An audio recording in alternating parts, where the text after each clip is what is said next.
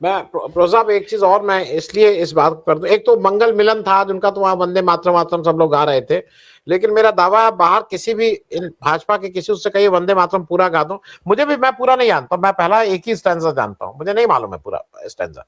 तो अगर इनसे कह दें डॉक्टर कमल, तो ये बिल्कुल जिसको कहना ढक्कन ही रहेंगे, ये सब इसी तरह के काम करते रहते हैं।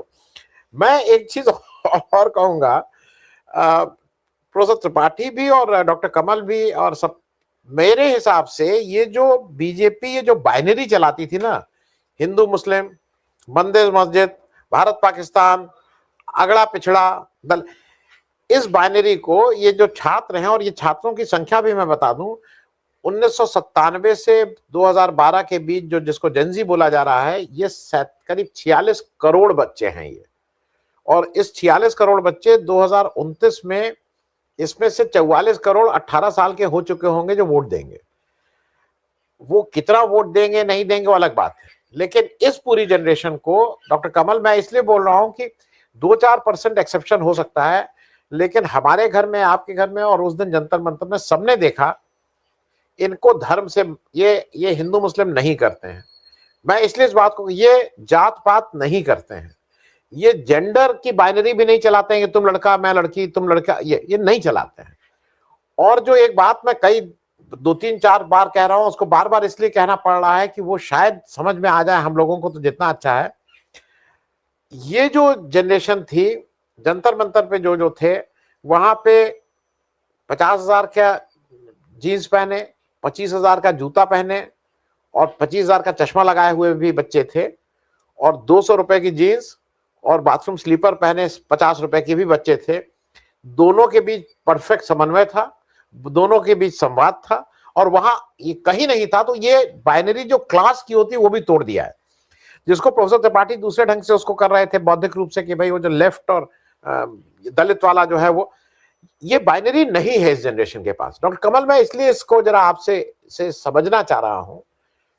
कि ये जो भी कर रहे हैं, बीजेपी को क्या लगता है कि ये इन सब लोगों को बेवकूफ बनाए, क्योंकि छात्र समझ गए हैं। झारखंड का जो रांची का छात्र है, वो बिल्कुल समझ रहा है कि सरकार का लगातार संवाद हो रहा है, सरकार के मंत्री आ रहे हैं, हेमंत सोरेन पूछ रहे हैं, ऐसा नहीं कि वो संवादहीनता है। यहां पे संवाद ही नहीं करते हैं लोग, जब पार्लियामेंट में आके बोलने को नहीं तैयार है, मोदी जी आके नहीं बैठ रहे हैं, अमित शाह आके नहीं बैठ रहे हैं, और तो और ओम बिरला नहीं आ रहे हैं। मतलब ओम बिरला का केवल इसीलिए चुने गए हैं, इसी बात की तनख्वाह लेते हैं, वो भी गायब है। मतलब जो जैसे होता नहीं कि साहब गायब तो मेम साहब भी गायब तो ड्राइवर भी गायब, और ये ड्राइवर नहीं है तो उनसे बड़े जो पार्लियामेंट के अंदर थे उसके उसके बड़े पद पे सब अपना गायब है वहां से। तो डॉक्टर कमल, ये क्या, ये जो छात्र स्पेशली, बाकी देश को छोड़ दीजिए, बाकी हमको बेवकूफ बना लेंगे, आपको बेवकूफ बना लेंगे, हम और आप इसी में बात, क्या ये छात्रों को बेवकूफ बनाने में कामयाब रहेंगे कि राहुल गांधी जिम्मेदार हैं रांची की घटना के लिए, और यहाँ पे कोई मतलब नहीं है, इस पे हम कुछ नहीं बोलेंगे? डॉक्टर कमल।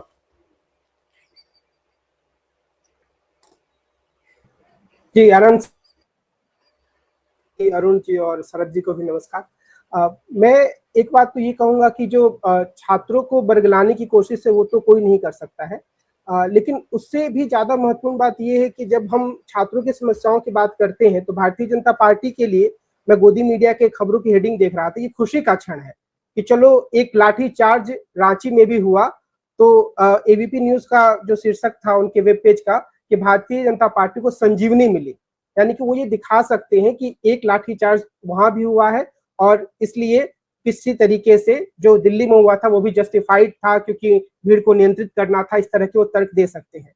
तो ये कोशिश भारतीय जनता पार्टी की तरफ से है कि किसी भी तरीके से रांची के मामले को उठाकर पूरी की पूरी तरीके से जो दिल्ली पुलिस की कार्रवाई है उसको जस्टिफाई कर सके। लेकिन आनंद सर, दूसरी पहलू पर आने से पहले मैं थोड़ी छात्रों के बारे में बात करूंगा, जिसके बारे में आपने भी सवाल किया।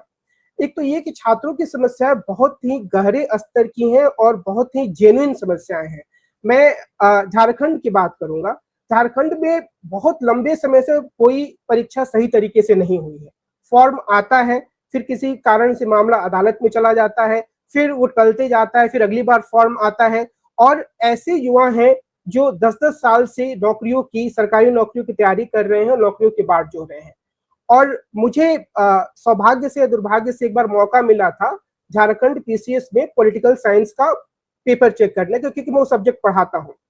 और वो बुलाते हैं, किसी कारण से किसी ने रेफरेंस दिया तो उन्होंने बुलाया। मैं वहां गया तो मुझे देखकर थोड़ी हैरत हुई और उस पूरी प्रणाली को देखकर थोड़ा कौफ भी हुआ कि वहां पर जो कोई भी पूरा जो सिस्टम था वहां ये नहीं था कि आपको एक दिन में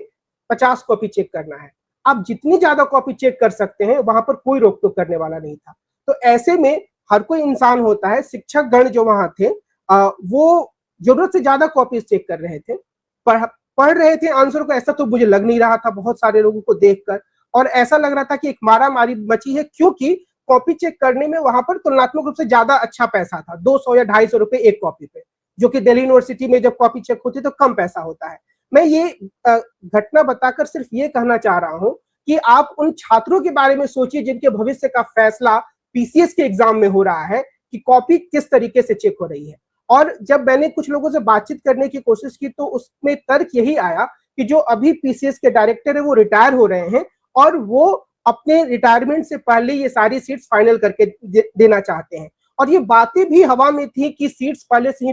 बिक जाती हैं वहां पर, पीसीएस की सीट्स। तो ये पूरे देश में इस तरह का जो एक पूरा एक कर्मकांड रचा जाता है एग्जाम के नाम पर, और मैं ये नहीं कह रहा हूँ कि सारी सीटें बिकती होंगी, बहुत सारी सीटें वो पहले से ही पेपर आउट करके या किसी इंटरव्यू में घुसखोरी करके बेच देते हैं। तो इसके खिलाफ छात्रों का आक्रोश बिल्कुल ही एक जेन्युइन आक्रोश है। और मुझे लगता है कि जो रांची में छात्र बैठे हैं जिनकी बहुत सारी मांगे उन्हें माननी पड़े, अगर दिल्ली का प्रोटेस्ट नहीं होता, अगर जेएनजी का विरोध नहीं होता तो रांची में भी प्रोटेस्ट नहीं होता, और फिर जो हेमंत सोरेन की सरकार है वो जैसे चीजें चल रही वैसे चलाती रहती। तो आज तो कम से कम ये स्थिति बनी है कि उन्होंने कुछ मांगों को माना है। और मैं यहाँ पर ये कहूंगा कि जो विपक्ष के नेता है राहुल गांधी जी, वो इन चीजों को बहुत गहरे स्तर पर जाकर पकड़ रहे हैं। उन्होंने साफ तौर पर यह कहा कि जो बल प्रयोग हुआ है वह गलत हुआ है, सरकार को बातचीत से रास्ता निकालना चाहिए। भारतीय जनता पार्टी की उम्मीद है या मांग है कि इसी बहाने कांग्रेस पार्टी पर दबाव डालकर वो झारखंड से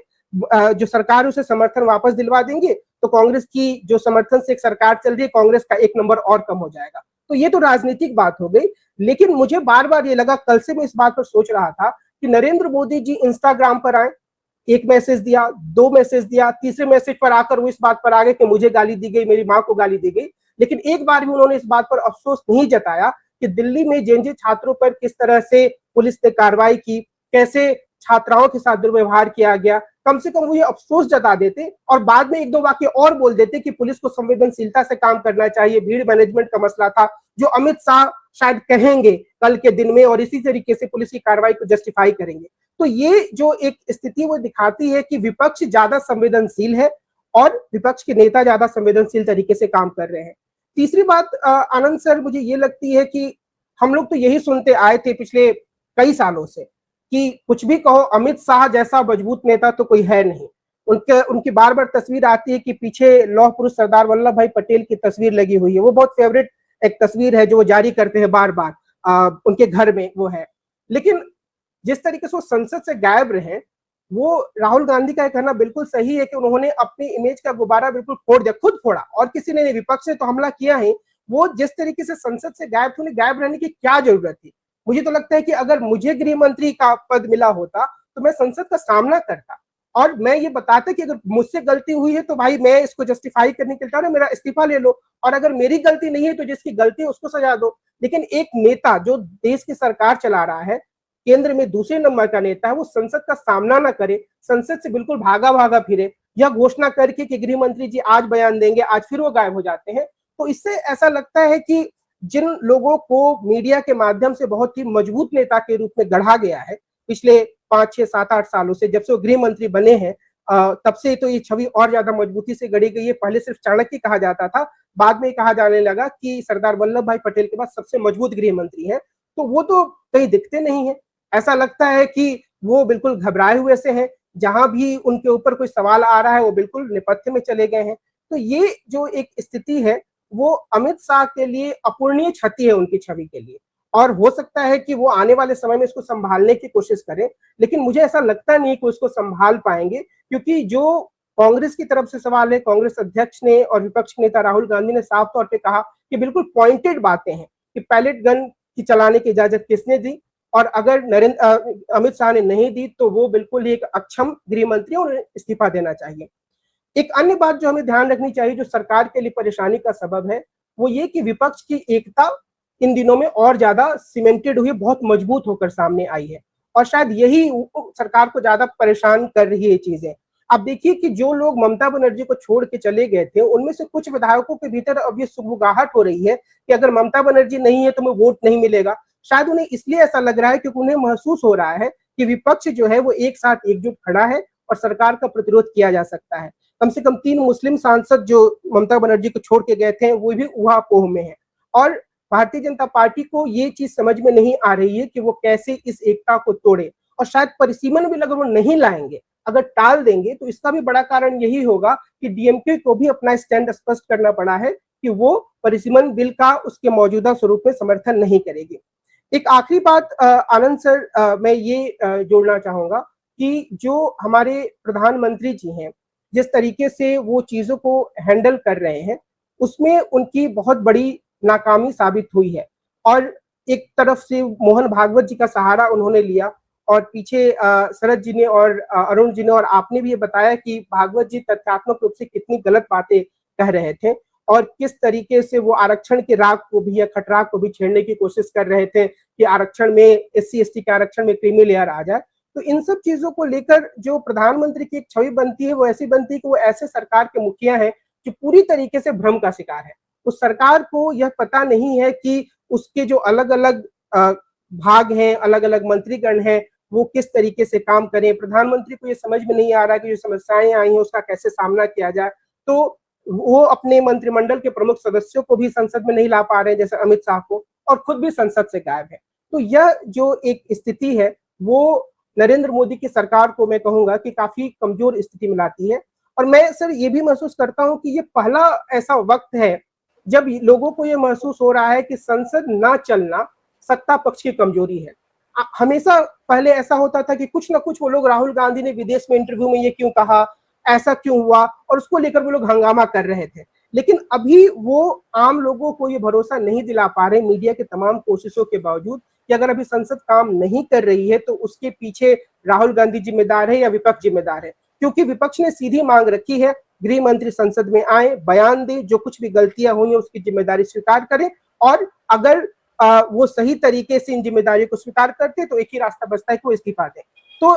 ये जो एक स्थिति बनी है वो भी सरकार के लिए बहुत बड़ी एक समस्या का कारण है कि जो पब्लिक परसेप्शन है उसमें सरकार काफी कुछ लूज करती हुई नजर आ रही है, कि वो एक ऐसी सरकार है जो छात्रों के साथ बुरा बर्ताव करती है, जो अपने मंत्रियों को जवाबदेह बनाने में नाकाम है, और जो देश की संसद है उसे भी सही तरीके से संचालित नहीं कर पा रही। जी आनंद। जी।